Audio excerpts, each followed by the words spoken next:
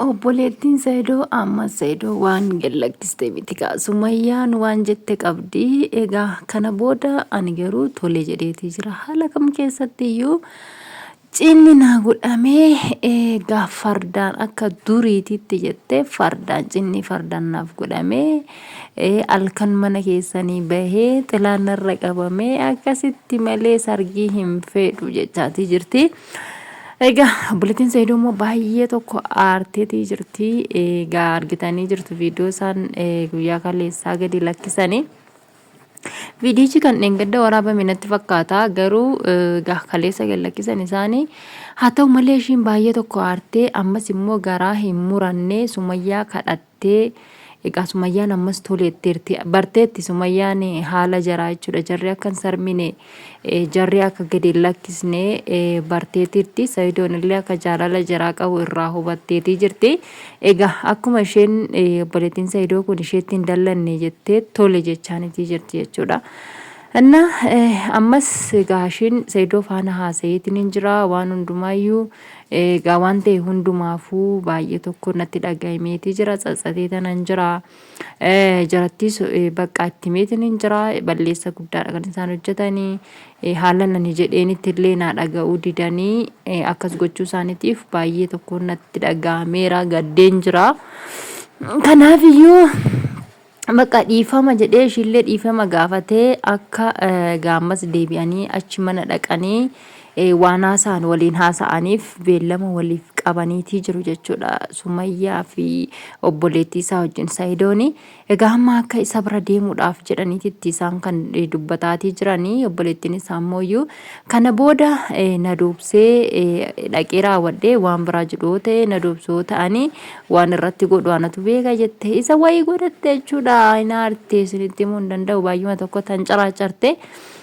Nama aarsaa haalli isaan itti godhanis maaliifini Saayidoon isin balleesse yookiin itti goree ishee kana dhiisu yookiin itti goree isaan sana dhiisudha. Innaa inni immoo jara sanas dhiisuu hin barbaanne ishee kanattis goruu hin barbaanne garaan lama isa ta'e jechuudha. Sumayyaan bargeetti iddoo tokko dhaabbattu hundi keenya kanuma beeknudha. Tarii akka carraa ta'ee har'uma kana diduu dandeessi. Ammas immoo maal akka ishiin jette dhageessanii ammumayyuu jechuudha. Duraani fardaan cinni fardaan naaf haa godhamu itti asuma deebitee immoo chigiree lammii rakkoo hin qabu. Cinni fardaanis siif haa godhamu mana keenyaas baatee akka barbaaddes taate rakkina qawwaan ati barbaaddeen manallee jetteen obboleettitti manallee mana haaraa yoo jettee akkasuma algaanumtillee naaf haa qayyaramu jette siif qayyarama rakkoo hin qabu jetteeni. Jennaan hoo maal jettee bareedaarsum deebitee yoo makiinan naa bitame malee hin galu. Yoo makiinan naa bitame malee hin galu. Ana ilmu nama haadha manaasaa kan ilmoo isaaf dhale dhiisitii intala ishee sanaafuu hin bitee fi makiinadha. Ishee sanaafuu hin bitee fi kanaafuu yookiin makiinaa intala sanaa maqaa kootti haa zoorsu yookiin immoo makiinaa haaraa naaf haa bitu jettee.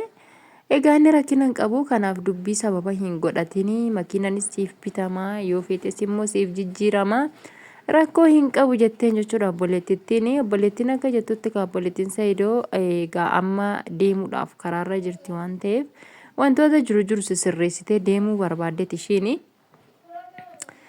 Kanaafuu egaa baay'ee tokko egaa walitti wanti jechaatii jiru ani hin beeku egaa rabbiin haa sirreessu maleedha. Egaa kana booda isaanii waan dhuguma Saayidoo fi Sumayyaan walitti araaramanii deebi'anii amma odoo ta'e kaleessa jechuudha sila viidiyoo isaan haala darbee lakkisan irratti egaa walii galanii innis immooyyuu akka inni jara isaan sana gallakkisuudhaaf mirga hin qabne yookiin immoo fedha hin qabne akkanumattuu irraa beekama jechuudha. Akkanumattuu irraa beekama akka jara isaan sana gallakkisuu fedha hin qabne. Saayidoon mataan isaa maaliifini Sumayyaan hin amanamtu nama amanamte ammuma kana laal waa meeqa dubbatte amma viidiyoo kana keessatti. Viidiyoo kana keessatti wanti siin dubbatiin hin jiru jechuudha. Takkatuu hundinaa godhamee akka duriititti maal jette asuma deebitee immoo makiina noonaa bitame malee hin galu jette. So kanuyyuu egaa dubbii dhaabbataa hin qabdu jechuudha. Sayidoonnis sodaadhuma kanaatiif amma jara kana haala gaariidhaan na wajjin jiraataa jira. Haala bareedduudhaan na wajjin jiraataa jira. Jireenya bareedduun isaan faana jiraataa jira. Har'a yoon jara kana isaan hiikee isaan gallakkisee isaan isin hiikee jedheeni jireenya koo of jalaa balleesse yoon jireenya kaleessatti deebi'e akkaman godha. Yoo inni kaleessaa sun natti deebi'e akkaman godha kan jedhu yaadeeti jechuudha. Innis keessa isaatitti waan kana yaadeeti malee ishii jibba ishiis qabaatee miti jibba jara sanaas qabaatee miti jechuudha. Sumayyaan waan dhaabata akka hin qabneef ishii sodaateeti. Bor nagattee deemti waan an qabu narraa fuute hin beektu ala darbes gaa akkasitti waan mana keessa jiru muuluu isaa mi'a hartee baastee gurgurattee egaa lafa meeqatti dhokataa baatee as baatee achi baatee asiin baatee achiin baatee boodarra zoorteetuma dhuftee egaa kunoo asumatti galtee zoortee immoo kunoo isuma harkatti deebi'aatii jirti.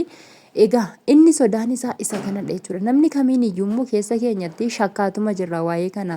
Har'a ishiin sobdee raawwattee isatti deebitee araarame jettee boodarra mooyyuu waan jiru hundumaayyuu walitti qabattee isa garaa laaffifattee haadha manaa kooti bakka haadha ilmoo kooti jedhee gaafa inni wajjin deebi'ee wajjin jiraachuu jalqabetti jireenyuma kaleessa ittiin isa taasiste sana badiidhuma kaleessa ittiin isa balleessite sana deebistee hojjechuu dandeesse jechuudha. Namni kun har'a sammuu isaatti deebi'ee jira. Gara jireenya isaatti deebi'ee jira. Hojii isaa hojjetaatii jira.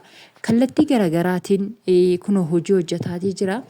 Kanumaan illee harkaa kuffisuu dandeesse jechuudha. Yoo dhuguma garaa qulqulluudhaan dhugaadhuma jaalalaan itti hin deebine taate dhiibbaadhaan giddiidhaan kadhaadhaan deebitee too galtee mana kan isa faana jiraatti yoo taate jaalalli keessa ishee hin jiru yoo taate fedhii keessa ishiitii hin qabduuf yoo taate namicha kana wajjin jiraachuun ishiitti hin bareedu jechuudha. Ishiitti hin bareedu maaliifiin fedhii ishii malee jaalala maleedha kan isheen isatti amma giddiidhaan firoonni isaa akkasuma kun obboleettiin isaa namoonni inni kun akka isaa walitti deebi'an godhaatii jiran jechuudha. Yoo isii keessa isii hin jiru ta'e isa wajjin jiraachuun isa wajjin deebitee jiraachuun keessa isii hin jiru yoo ta'e maa faayidaa hin qabu jechuudha. Jara kana akkasumaan daafuu akkasumaan jireenya isaanii balleessuu yoo ta'e malee umaa faayidaa hin qabu jechuudha. Har'a garuu nama jireenya bareedduu jiraataa jira waan ta'eef jireenya kana ittuu isa jalaa balleessuu ta'e malee waanuma tokko wanti isaaf ta'u hin jiru. Otoo jaalala isaa qabaatte kana hunda nama hin xaarsitu turte jechuudha. Kana hunda nama hin dhiphistu turte jechuudha. Ilmoo isaa harkaa qabdi. Ilmoo kee kana waliin guddisnaa jettee raawwattee ofii isiitii isii mataan isii jechuudha. Daa'ima kana hin rakkisnu waliin guddisna. Atis jireenya kan kee jiraadhu anis jireenya koo nan jiraadha. Garuu daa'imti kun rakkachuu hin qabdu. Atis akka abbaatitti anis akka haadhatitti nin guddisaa wajjin guddisna jettee itti fiduu qabdii turte. Irraa fageessuu hin qabdu turte jechuudha. Garuu ishiin sharrii hamaa yaadde waan akkasii gochuu dandeessi. Nuti kan hin beeknu waan yaada ishii waan dhiphina ishii waan rakkatte ishiitu beeka. Inshaallah immoo isa dhuma kana immoo ni ilaalame maalirraa akka isaan gahan isaan